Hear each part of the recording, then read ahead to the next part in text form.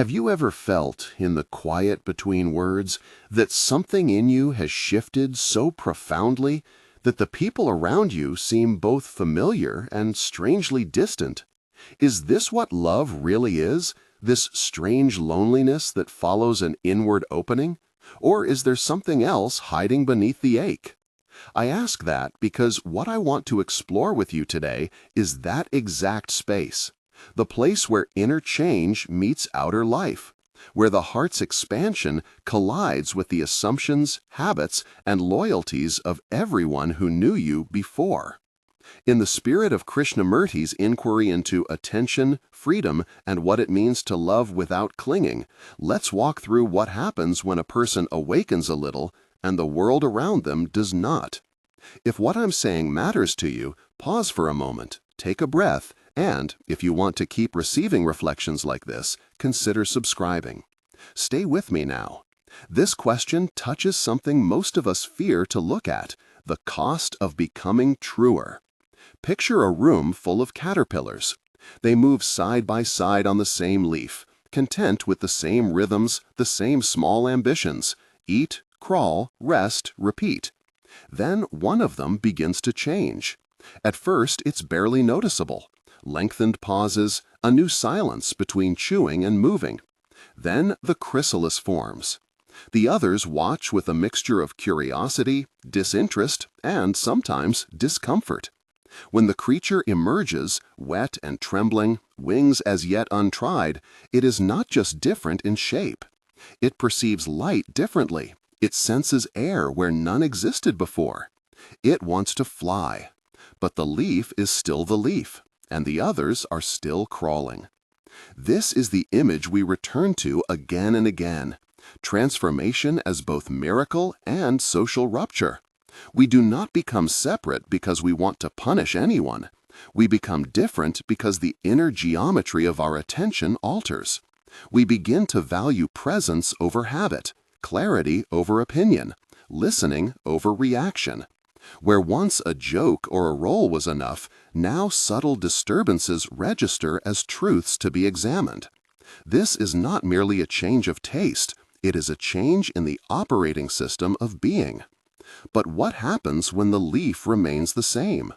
The newly winged one is vulnerable. There is exposure, like a lobster shedding its shell, soft and awkward until a new exoskeleton forms. There is also danger. Not the kind the market headlines dramatizes, but the more ordinary social dangers: misunderstanding, withdrawal, sometimes ridicule. People are more comfortable normalizing the change than engaging it. They may try to fold you back into the old patterns as if you had misread reality. I remember a small scene that captures this plainly. A family dinner. The table is warm, the light is the same as it has always been. Conversation grazes the day's errands, a cousin's promotion, the neighbor's new car. You try to speak of a recent interior shift, how silence has become an ally, how small acts of attention have opened an unexpected tenderness. A laugh slices through, polite and uncomprehending. Someone changes the subject. Another asks if you're getting enough sleep. Later, after the plates are cleared, a gentle admonition arrives. Don't get too lost in that stuff. You need to stay practical. What felt in your inner life like a widening of love is met in the outer world by a narrowing of options. Those who love you most sometimes protect themselves by insisting you remain legible. It is easier for your brother to believe you're overdoing meditation than to accept that something in the family equilibrium has shifted. The resulting tension feels like exile, small, domestic, and deeply uncomfortable. There are, broadly speaking, 3 common social responses when someone changes. The first is normalization. People politely reduce your newfound depth to another hobby. That's interesting. You'll get over it. We all go through phases. This response is not always malicious. It is often a protective reflex, a shield against uncertainty. Most of us prefer a world where people are consistent with our expectations. When someone departs from those expectations, we try to smooth them back in. The result is a kind of soft dismissal that can be lonelier than outright hostility, because it disguises rejection as concern. The second is distance. Friends drift. Invitations thin out. Conversations become shorter. When your priorities shift, when silence, for instance, becomes a chosen practice, other people's calendars may not bend to accommodate that new pace.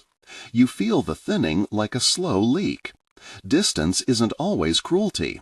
People have their own lives, their own fears. Yet the experience is undeniably painful. It forces a reckoning. How much am I willing to sacrifice of my old life in order to keep developing?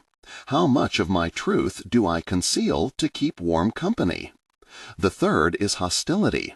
Sometimes the change threatens someone's identity or the legitimacy of a shared story. A religious or ideological guard may see your questioning as betrayal. A partner may feel abandoned. A community leader may feel exposed. Hostility can be overt, sharp words, accusations, threats, or subtle, gossip, exclusion, a sudden rudeness that carries the weight of judgment. This is the most dangerous social reaction because it attempts to enforce conformity through pain. It is where the danger metaphor becomes literal. Shedding a shell can expose you to bites. I want to be careful here. None of these responses makes the other person wrong in some moralized sense. Most of these behaviors come from fear, not malice. People often act defensively when the map they use to navigate life is called into question. So the first ethical rule I propose is humility. Recognize that your insight is your insight, not a certificate of moral superiority. Love, in the deepest sense, does not splinter into triumphalism. It remains tender. The dilemma that follows is one we all face in different degrees. Do we hide our experience, or do we embody it fully, regardless of cost? Both choices carry consequences. To live a double life, publicly one person, privately another, is exhausting. It builds a split between roles that fractures attention. You may become adept at code switching. At work, I talk KPI. At home, I talk stillness. Over time, this fragmentation corrodes integrity. The inner and outer selves become estranged. You might be present in silence with one hand and scrolling your phone with the other. You find yourself apologizing to yourself more than to others. The cost here is subtle but profound. The loss of coherence, the sense that you are operating under two different truths simultaneously. On the other hand, total disclosure is not a panacea. Early, frantic evangelism can feel intrusive to people who haven't asked for it. Full frontal honesty, absent discernment, can strain fragile relationships. There are times when a spouse is exhausted from work, a parent is grieving, a friend is in crisis.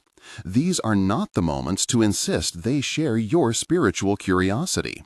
So authenticity must be balanced by care. Authenticity need not be bluntness. It can be a gentle, steady presence that allows the other person to meet you where they are. The middle path is often the most sustainable and the kindest. How, practically, do we navigate this narrow ridge? Here are practices, less instructions than invitations, that have helped many who have walked this territory. First, cultivate attention as a daily refuge. Attention is not a technique, it's a habit of staying awake to what's happening in you and around you. Notice the quality of your speech, the impulse behind your reactions, the hunger that masquerades as anger. Attention helps you choose rather than be carried by old reflexes.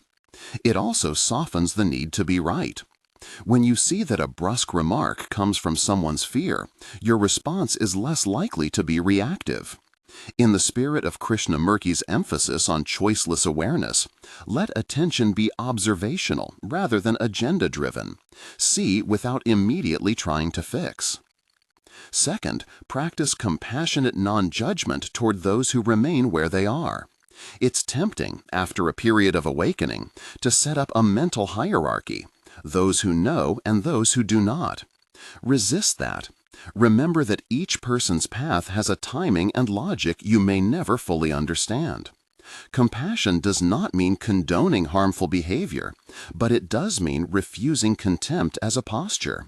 Speak invitations rather than indictments. Offer your presence rather than your argument. Over time, a steady kindness is one of the most magnetic forces there is. Third, be merciful with your own pace. Shed the expectation that change must look like dramatic revelations. For many, the work is small. A quieter tongue, fewer assumptions, a slower intake of news. These are invisible shifts that alter character gradually. Give yourself permission to be awkward while you integrate. Like the lobster without a shell, you are temporarily tender. Dress that tenderness with practices that restore equilibrium. Rest, community contact, honest reflection, and sometimes professional support. If the inner opening triggers difficult psychological states, deep anxiety, mania, depressive spirals, seek a mental health professional. Spiritual emergence and mental distress sometimes look similar, and discernment matters. Fourth, choose how and where to be visible. Not every space needs to be a classroom for your discovery. Some friends might be delighted to explore with you. Others might prefer the old familiar topics. Invite where there is interest. Look for micro-communities, book groups, meditation circles, thoughtful online forums, where your questions find resonance. Yet be wary of echo chambers that simply confirm your latest insights and feed the spiritual ego. Healthy community is a balance of challenge and support. Fifth, prepare for the possibility of forming new communities. When you change, you don't necessarily leave everyone behind. You align with some differently. New friendships often form around shared practices rather than shared histories. You might find a Sunday morning group that meets to sit in silence, or an informal conversation circle that reads poetry and shares honest vulnerabilities. These are not automatic. They are cultivated. They require patience and discernment. A short vignette may illuminate this. Imagine a person named Maya, who over the course of a year began exploring attention practices. At work, she was still the same reliable project manager, but she no longer felt the hunger to gossip or to gain quick approval. Her coworkers noticed her quietness and labeled it cold. At home, her brother misread her reduced appetite for drama as aloofness. She began to withdraw to protect herself. For a while, Maya lived in two halves, one efficient, one tender. The split made her anxious and lonely. Instead of reacting, she did three things. She softened her expectations. She told one trusted friend about her process and found a weekly hour to speak honestly. She attended a small meeting where people read and commented on essays about attention. None of these steps was dramatic. Over a year, her social map shifted. Some relationships thinned, others deepened. A small circle of steady companions formed who could hold silence and speak honestly. The loneliness eased, not all at once, but enough to remind her she was not banished, merely traveling. Now we return to the lobster and the caterpillar. Each metaphor captures different facets of the same truth. The lobster sheds a shell and is vulnerable for a while. The caterpillar becomes a butterfly and moves into a new way of being. Both metaphors ask us to accept that growth requires exposure and loss, but loss is not annihilation. The shedding is a prelude to a sturdier, truer garment. The caterpillar's wings are an altar to risk. This is an important reframe. Loneliness during transformation is often a sign of genuine progress. Dark nights are not punishments, but thresholds. They call you to interior maturity, awareness of the pain, patience with the process, and an ethical stance toward others. Still, this is not an encouragement to romanticize suffering. Loneliness and isolation can be harmful, especially when prolonged or accompanied by mental health struggles. If the pain deepens beyond what seems bearable, reach out. Friends, therapists, supporters. Transformation and care are not enemies. There is also another danger I must emphasize: spiritual egoism. It appears as a quiet pride that misreads humility for weakness or sees distance as proof of superiority. This is a subtle corruption of genuine awakening. You begin to catalog who gets it and who doesn't. It is a trap because it substitutes self-congratulation for real compassion. The antidote is practice. Practices that touch the edges of your comfort. Engaging with people who disagree with you, listening to petty complaints without irritation, accepting small unfairnesses without moral theatricality. True depth produces a softness, not hardness. Another ethical danger is abandoning responsibilities under the pretext of spiritual calling.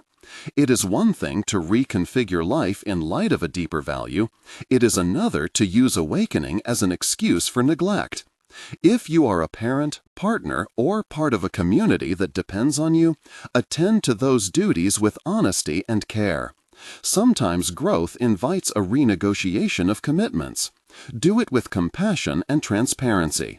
Do not romanticize escape.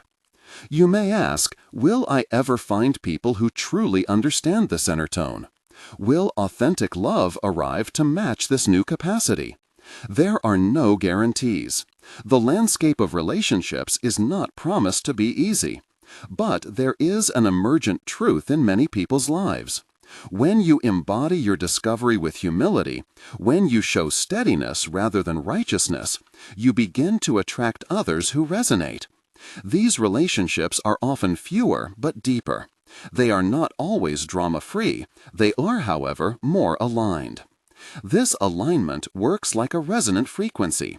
When you begin to live with clarity, when your speech becomes honest and your listening becomes spacious, you cannot help but change the relational field around you.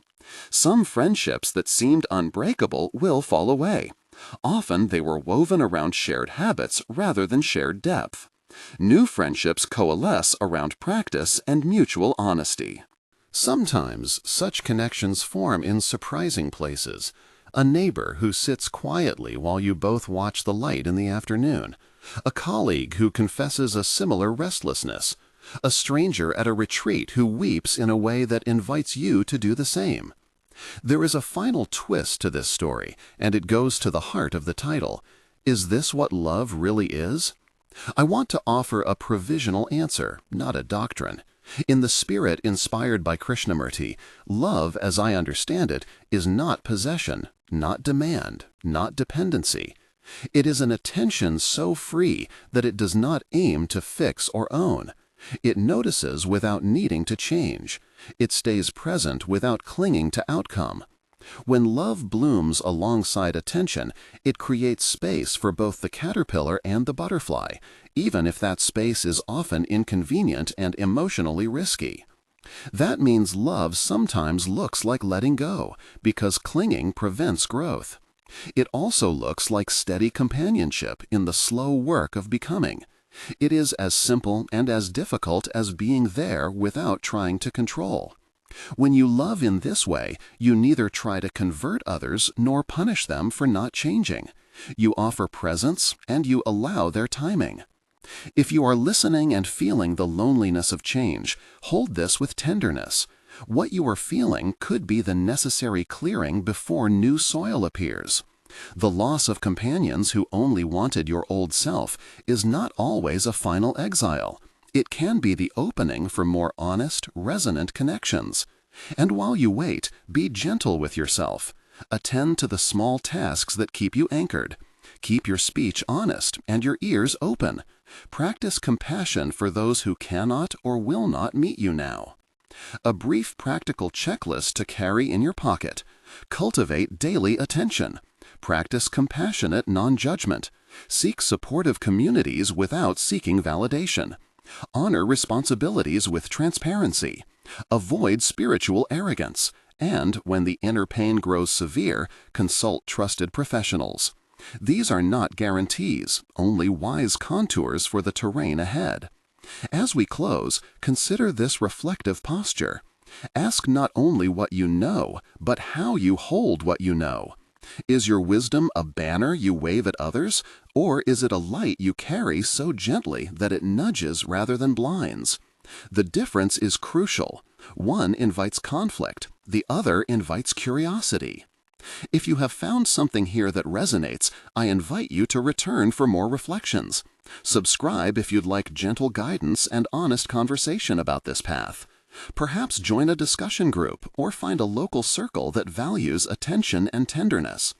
This journey is not meant to be a lonely hero's quest. It is a slow art of relating with more honesticity. Finally, in the mode that Krishnamurti often inhabited, a relentless interrogation of belief and an insistence on attention, consider this as an interpretive guide rather than scripture. Love, in its truest manifestation, is attention without possession. Let your attention be the lamp that guides you through the tender dark, and let your actions be the proof, not the pronouncement, of your awakening. In that light, the shedding of the shell is less an end than an invitation. Fly then with humility.